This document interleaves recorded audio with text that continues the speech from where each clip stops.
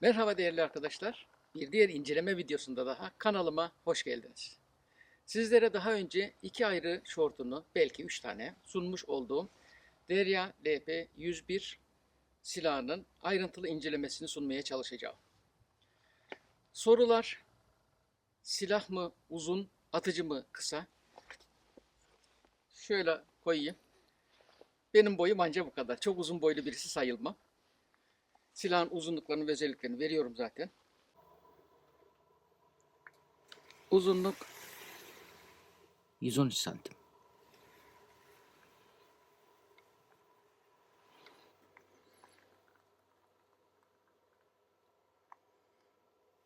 Yaklaşık 3300 gram civarında ağırlığı var. 3300-3400.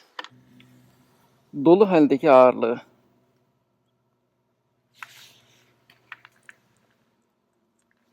kaç oldu? Yaklaşık 3850-3900 gram civarında. Diğer soru: sesi farklı geliyor. Acaba diğerlerine göre az mı? Hayır, çekilen kameranın mikrofonuna göre ses değişiklik gösteriyor. Ses ölçümünde yapacağız. Ses seviyesi ne kadar? Hani demiştik ya, kameralara göre ses seviyesi değişebiliyor. Önce bir iki tane slug atayım. Atmışken de hedefe atayım. Siz ölçümlere bakın.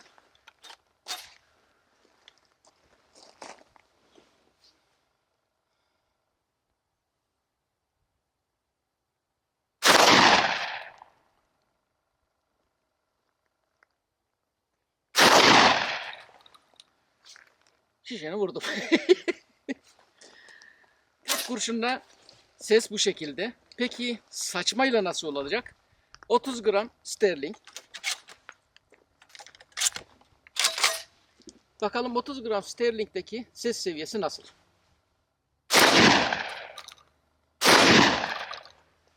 %119.4. Bunu gördüm. Tek kurşunla nişan aldığım için görememiştim. Hep merak ettiğim bir şey var. Bombastik. Evet. Dışarıdan duyulan ses muhteşem. Tabii ki her zaman güvenli alanlarda atın. Başka yerde atmayın, onu tavsiye etmiyorum. Ses fişeği.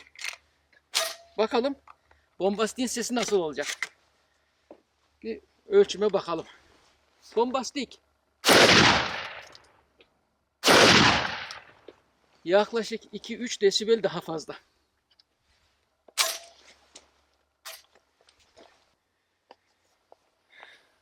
Özellikleri neler? Atışları nasıl? Hep beraber bir kontrol edelim. Tetik çekme mesafesi 36,5 santim. Silahın her zaman boş olduğundan emin olmak için yanında gelmiş olan işaretleyici, indikatör, plastik parça ne derseniz onu sürekli takılı tutuyorum. Uzatılmış kurma kolu. Acil durum fişekliği. Şuradaki maile dikkatinizi çekerim. Hızlı fişek yüklemeye olanak sağlayacak şekilde dizayn edilmiş fişek yükleme portu. Yüksek bant. Onun için nişanınızı ona göre almanız lazım. Klasik tipte ancak bant üzerinde iki parça yeşil, tek parça kırmızı şeklinde fosforlu nişangahlar. Fişek borusunu uzattığımız zaman kullandığımız namluyla fişek arasındaki sabitleme aparatı. Azıcık fişek. Biraz barut koklayacağız. Deneme atışlarını biraz sonra yapacağız. Nişangahtan görünüm şu şekilde olacak.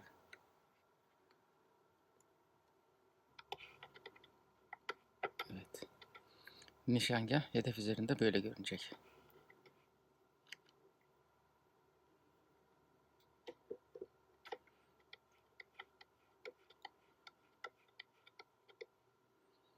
Arpacık yuvarlağı komple kapatır. Kutu içeriğinde 1, 3 ve 5 numara şoklar var.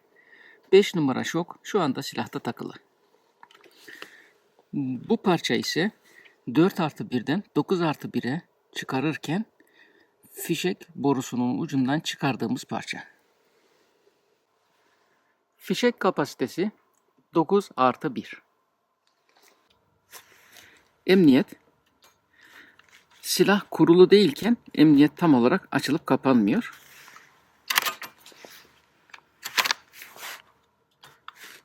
Silah kuruluyken olması gereken fonksiyonunu yerine getiriyor.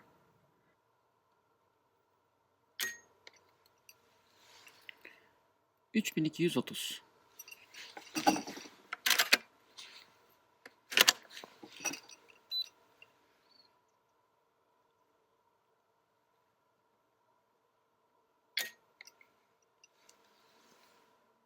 ...3060...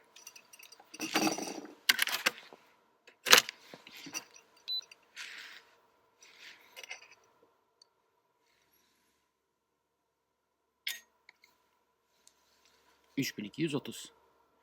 Ortalaması 3170. Oldukça stabil bir tetik ağırlığı var. 3 kilonun biraz üzerinde. Hafifleştirilebilir ancak yarışma esnasında istemsiz atışlara sebep olmaması da önemli. Tetik ağırlığına elinizin alışması daha güzel olur. Silahımızın atış testlerine başlayacağız.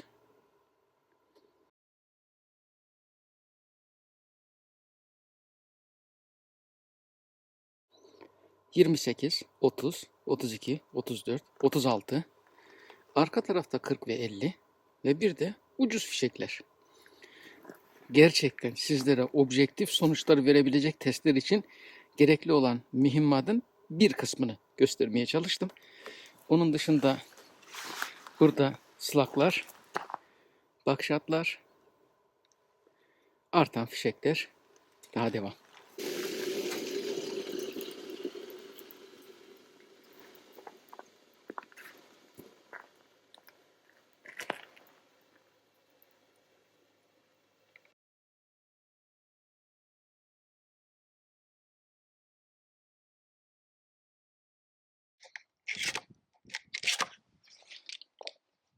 61 namlu olarak normalde saçma atışına da gayet uygun. Kullandığımız YAF Speed Slug. Burada fişek isteme butonu olmadığını sizlere hatırlatmak isterim. Sadece mekanizmayı çektiğinizde alıyor. Hızlı dolum sonrası hızlı atış için. Evet, 5 atışta bir deneyelim.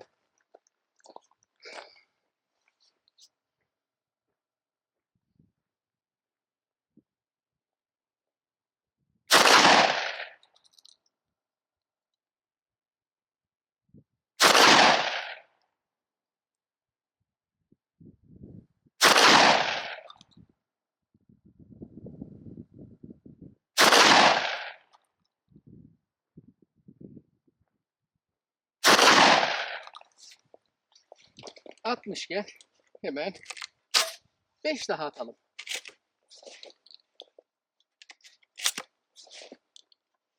Yüksek bantlıyla nişan alırken nişanınızı ona göre ayarlamak lazım.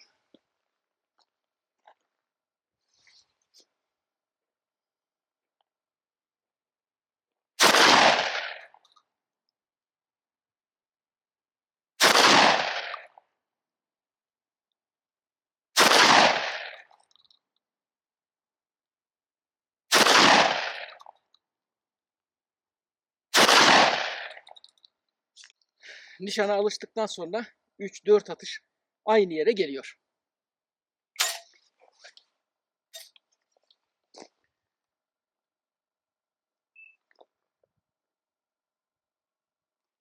Mesafeyi göstereyim.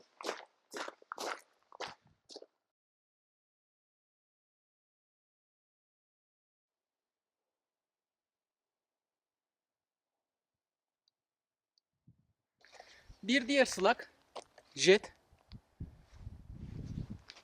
Boşları topluyorum.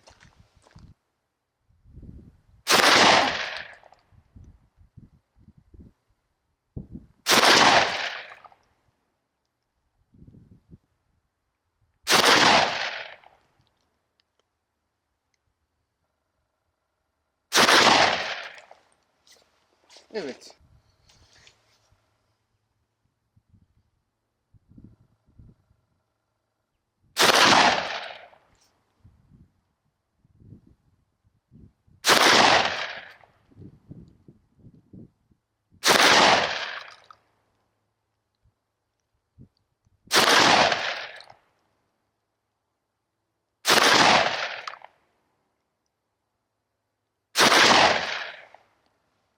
Bence jetle daha güzel topladı gibi.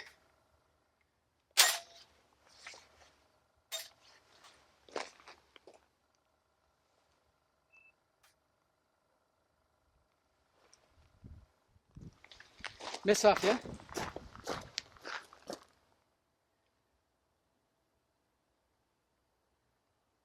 Birkaç atıcı hatasını saymazsak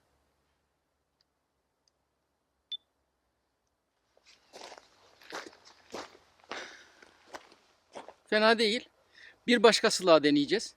İşte bu nedenle silahınıza uygun mühimmatı bulmak için farklı markalardan silahlarla ya da fişeklerle test yapmak önemli. Ben de size bunu sunmaya çalışıyorum. Şimdiki silah Züber Palla.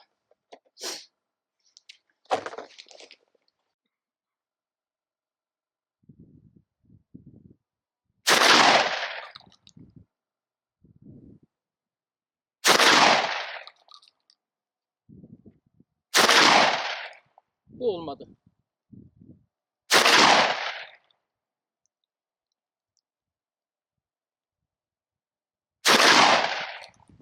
Hemen bir 5 daha.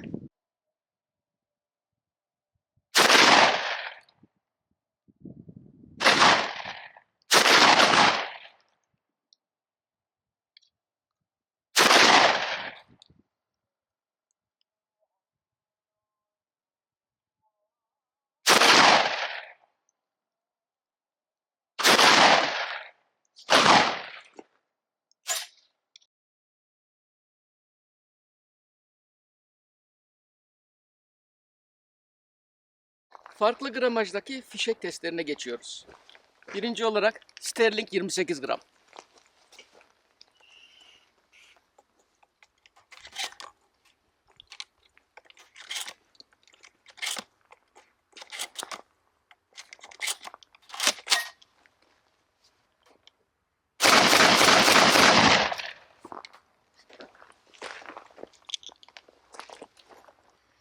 İkinci olarak Sterling 30 gram.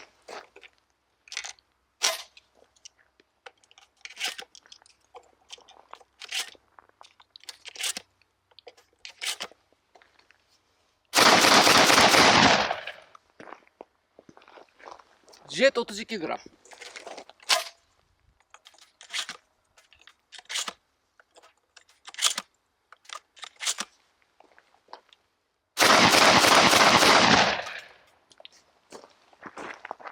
Evet. Maviş maviş. Sterling 34 gram.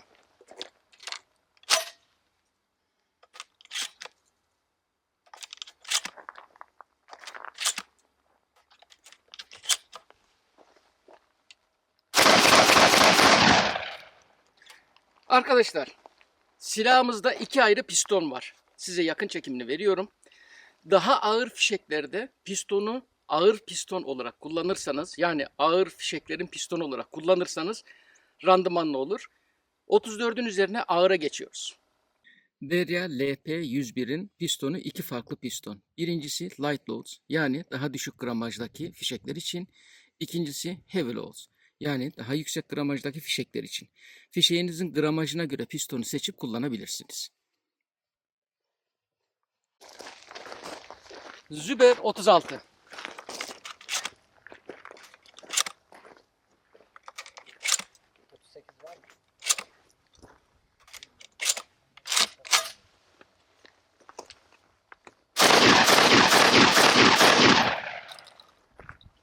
...36'yı sevdi.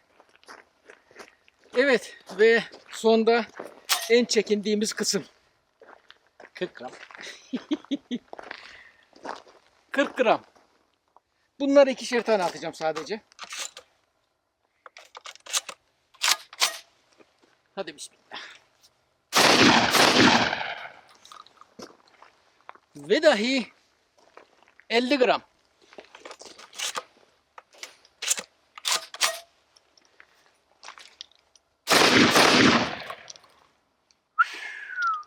Ve dahi Şimdi farklı fişeklerle denemelere devam ediyoruz. Bu sefer bir farklı fişek var elimde. Mix Steel diye. Bakalım bununla çalışacak mı? Oldukça hesaplı olarak buldum. Kayımdan aldıydım bundan. Arada testleri de atarım diye. Bakalım ne kadar verimli olacak.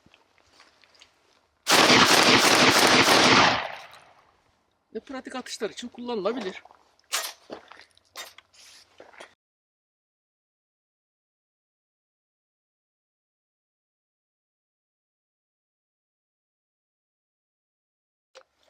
Mesafe 55 metre. 1 litrelik su şişeleri.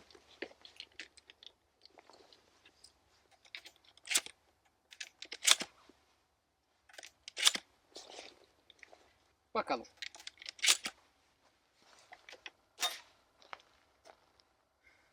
Güç bela görüyorum hocam. Tam gölgede kalıyor.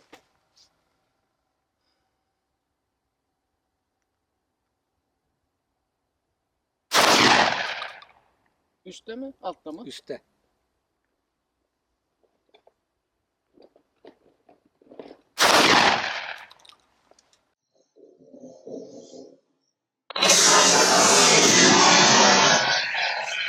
Tam orası. Tam orasıydı. İkinci şişe. Hazır.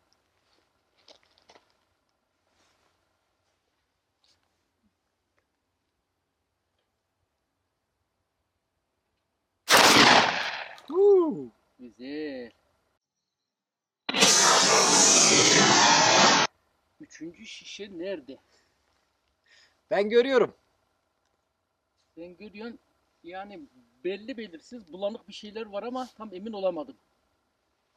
2 tane dikey metal var ya abi. Hı hı. Onun ortasındaki o belli belirsiz şey. Bakalım atalım. Sen sık denk gelirse söylerim. Tamam.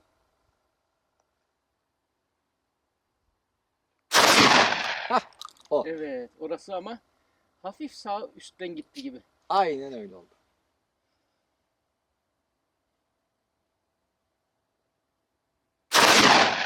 Evet.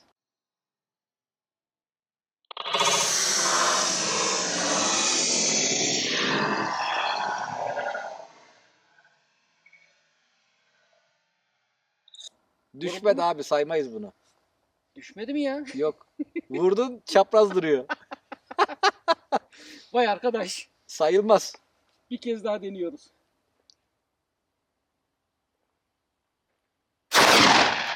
Olmadı, o düşecek. Tabii.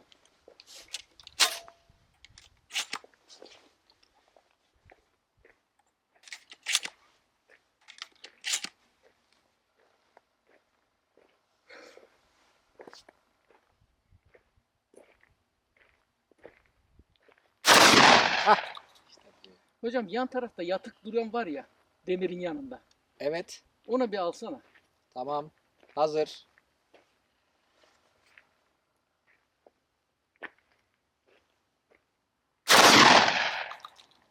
Üstünden gitti. Evet. Üstten gitti. Onu vuramadım.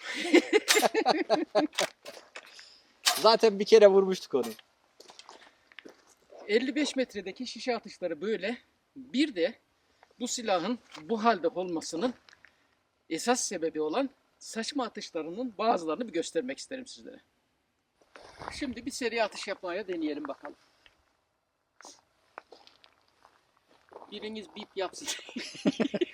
Tamam, hazır mısın? I'm ready. Yes.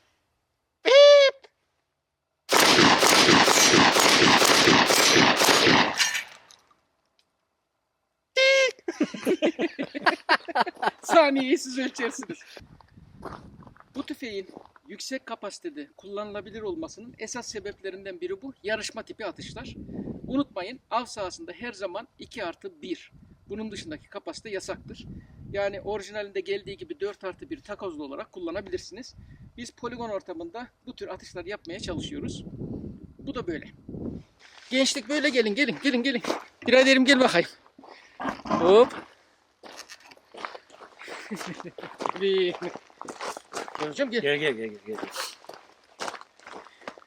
İnceleme videomuzun bir kısmının sonuna geldik. Gün ışığı azaldığı için geri kalan testleri bugün için yapamıyoruz. Uzun süredir bizim kendi poligonumuza gelemiyorduk.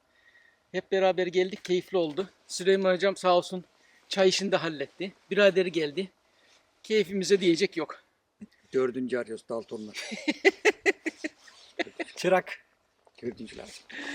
Değerli arkadaşlar, bizi takip etmeye devam edin. Farklı testlerle, objektif verilerle, sizleri yanıltmayan bilgilerle sizlerle olmaya devam edeceğiz. Süleyman Hocam'a ve biradere katkılarından için teşekkür ediyorum. Derya firmasına bu silahı deneme ve sizlere sunabilme fırsatı verdiği için teşekkürlerimi sunuyorum. Yeni videolarda görüşmek üzere. Sağlıcakla kalın efendim.